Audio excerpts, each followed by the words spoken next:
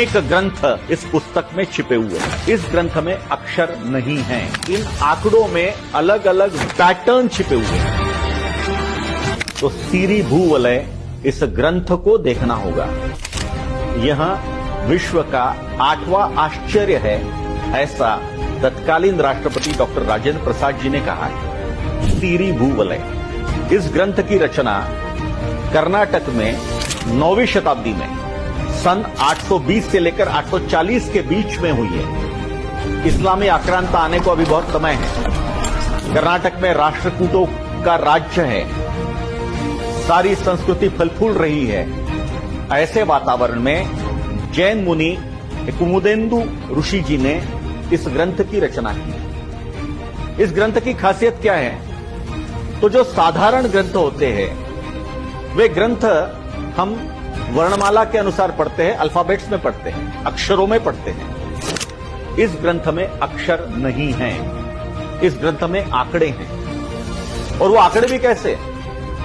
तो वो आंकड़े 27 बाय 27 ऐसे चौकोन में, स्क्वायर्स में, वो सारे 1 से लेकर 64 तक आंकड़े उसमें दिए हुए हैं।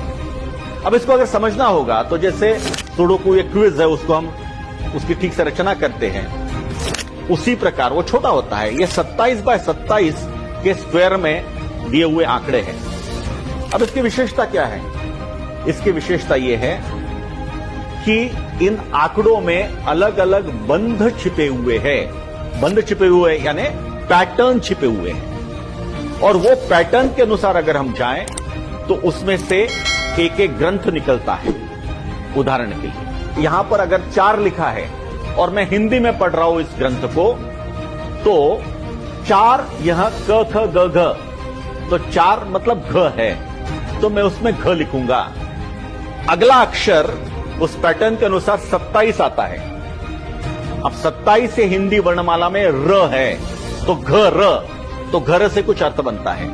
इस प्रकार से अगर मैं ऐसा पढ़ते जाऊंगा तो मैं हिंदी में एक ग्रंथ पढ़ रहा हूं। मान लीजिए हिंदी में रामायण यह ग्रंथ पढ़ रहा हूं। उन्हीं आंकड़ों को लेकर दूसरे बंध से, दूसरे पैटर्न से मैं तेलुगु में महाभारत पढ़ सकता हूं। उन्हीं आंकड़ों को लेकर मैं दूसरे पैटर्न से संस्कृत में कोई एक आयुर्वेद का ग्रंथ पढ़ सकता हूं। उन्हीं पैटर्न को लेकर, उन्हीं आंकड़ों को लेकर अलग पैटर्न से मैं कन्नड़ के किसी दूसरे ग्रंथ का आनंद ले सकता हूं। ऐसे अनेक ग्रंथ इस पुस्तक में छिपे हुए हैं।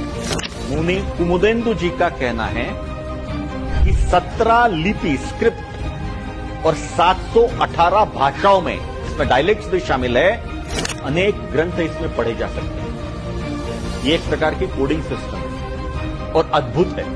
हम कल्पना कर सकते हैं कि 9वीं शताब्दी में सन 820 से 840 के बीच में एक जैन मुनि इस प्रकार की कोडिंग से अलग अलग भाषाओं में अलग अलग ग्रंथ की रचना करते हैं। यह अपने आप में अद्भुत है। मानवीय बुद्धि की जो पराकाष्ठा है उसको यह साबित करता है। यह ग्रंथ मिला कैसे?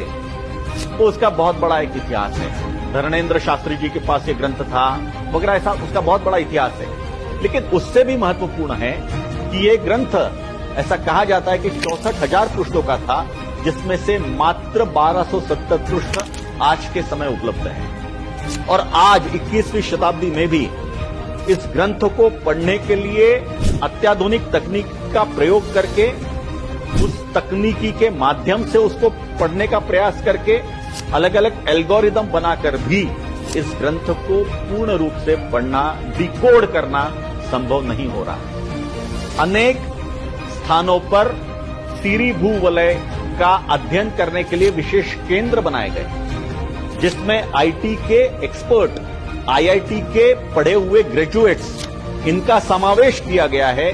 इसके बावजूद भी ऐसे 56 अध्यायों में से 2 या 3 अध्याय ही, और वो भी मात्र कुछ भाषाओं में ही डिकोड करना संभव हुआ है। यह अद्भुत, जबरदस्त है।